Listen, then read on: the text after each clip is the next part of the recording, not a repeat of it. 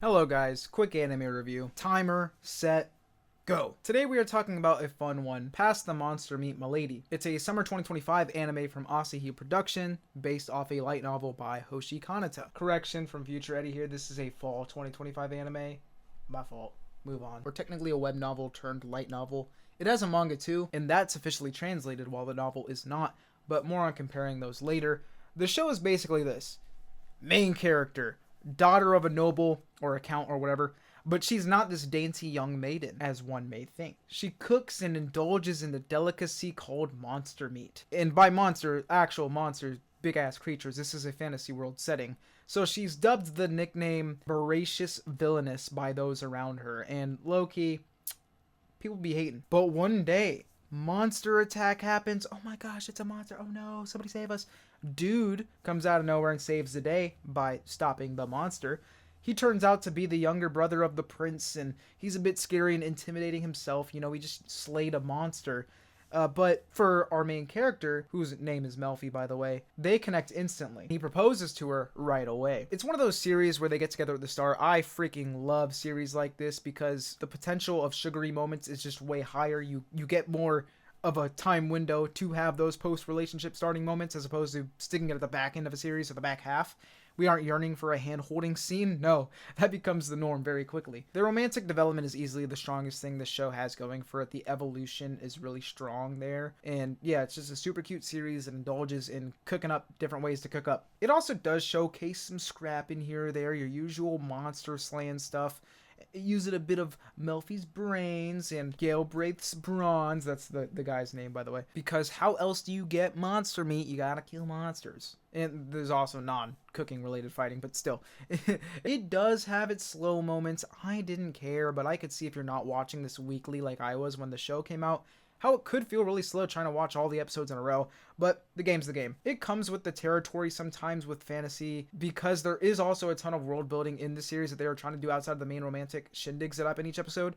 And if your series isn't primarily action or something like an isekai action, I feel like it's harder to care about the world building if it isn't like peak top of the crop world building. Not to say that it's bad here, but it's just not your focus going into the series. But it also is just something that I feel like has to happen once you introduce any nobility or aristocrats or whatever. I feel like every season I'm watching at least 1, 2, or 5 anime that involve royalty or dukes or whatever. And I just feel bad for the authors because I imagine that they didn't live it themselves. The research just has to be held to get that shit right, because I've watched a bazillion of these anime and I still can't tell the difference between the different titles half the time. But you know what I mean. You introduce kingdoms and lands and factions and armies and shit. So that leads to them introducing a ton of characters eventually, which is a solid start to that world building. But admittedly, outside of our main 2 characters, the rest of them aren't nearly as strong. But I don't care, man. I'm having fun. Shit's cool. And as a whole, I do like the cast in its totality.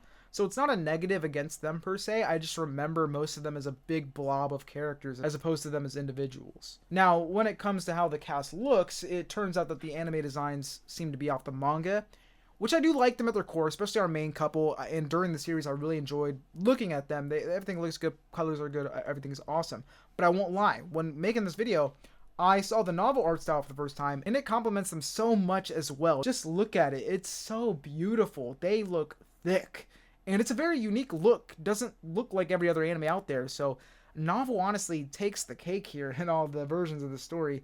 Because, as I said, the anime designs look good. And by extension, so does the manga.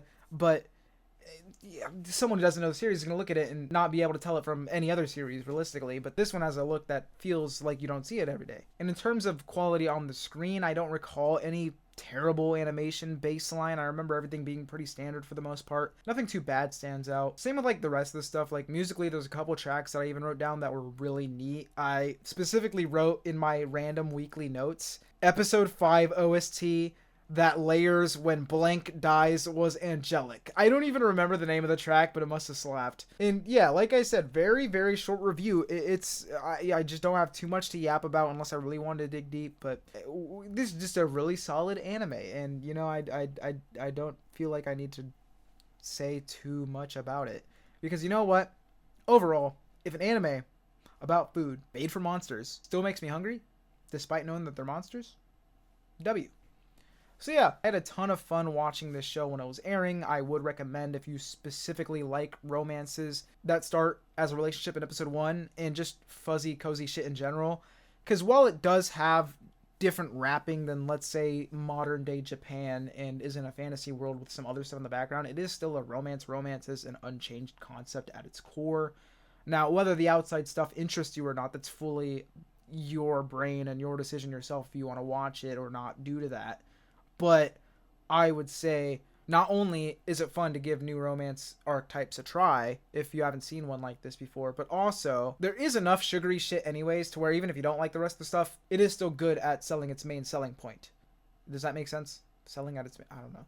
But like for me, sugary shit over everything, and it gave me enough. I'm diabetic now.